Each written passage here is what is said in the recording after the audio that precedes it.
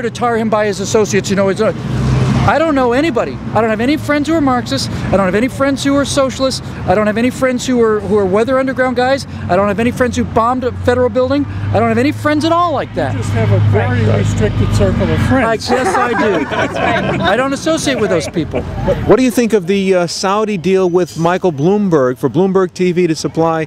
Have you followed this? I don't know a thing about it. That doesn't mean you won't get my unqualified opinion on it. What do you think of the pressure on Fox News to remove Glenn Beck? It looks to me like that Glenn Beck was basically forced out of Fox News because they couldn't monetize him, and they can't monetize their #1 show because people had set up these boycotts. And an advertiser, I understand the advertiser's position, right? Advertisers trying to sell soap to people. He's not a politician, they want to sell soap to people.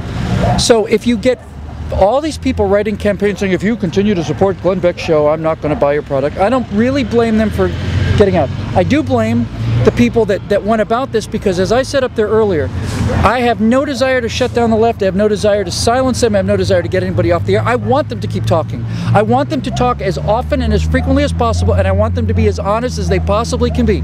Because when these people lay out what they actually believe instead of what they tell the rubes so they can get elected, then people become conservatives listening to the liberal message. So I want them to speak as often as possible, and I don't want them to do any of this underhanded stuff about telling us what we want to hear. Tell us what you really think. So I think it's shameful and shocking. And I do think it's interesting, too, that Glenn Beck was forced out of Fox because of a boycott, but Keith Olbermann left MSNBC, because he wanted more money. He wasn't forced out. There weren't conservatives who forced him out of office. They, we can't stand what he had to say. No.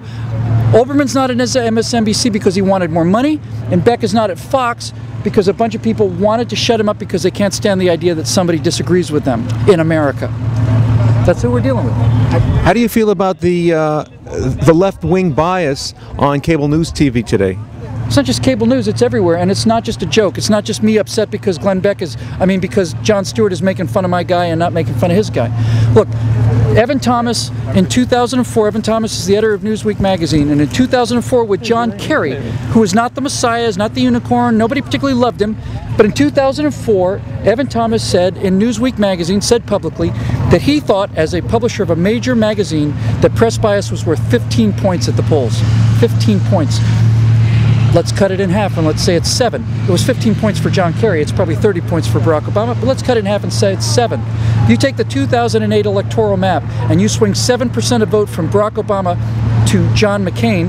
Obama carries Delaware, he carries DC, that's all he carries. John McCain wins 342 electoral votes to 7 or something like that. So it's not a joke.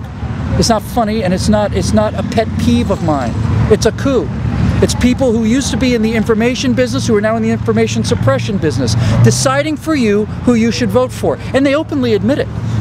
It's a coup. And if a doctor or an attorney had that kind of malfeasance of their duty, that guy'd be in jail, and he deserved to be in jail. But you think about a surgeon who said, yeah, I'll have to clamp on that guy. He's a Republican. I think Republicans suck. So I just decided to sew him up and leave a clamp in there. What would happen to that guy, Gary? Exactly. Yeah, he'd be in jail, wouldn't he? Yeah, well, that's where these guys should be.